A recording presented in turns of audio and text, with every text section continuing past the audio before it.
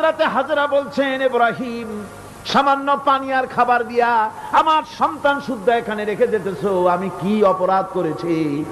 কোনো জবাব নাই। দুইবার তিনবার বলার পরে হাজরা বলছেন, ইব্রাহিম গো, তবে কি আমার আল্লাহর হুকুম মতো আমারে রেখে যাচ্ছ নাকি? হযরত ইব্রাহিম আকাশের দিকে আঙ্গুল উঁচু করলেন। কথা বলবেন, বাক শক্তি বেরোচ্ছে না। 80 বছর বয়সের সময় একটা বাচ্চা আল্লাহ তারে দিচ্ছেন। আর এমন বাচ্চা, পয়গম্বরের ছেলে, কি সুন্দর চেহারা, মরুভূমির উপরে ফালাই দিয়ে রওনা হয়ে যাচ্ছেন। মুখ দিয়া কথা সরছে না, আকাশের দিকে দেখালেন। হযরত হাজরা বুঝতে পারলেন।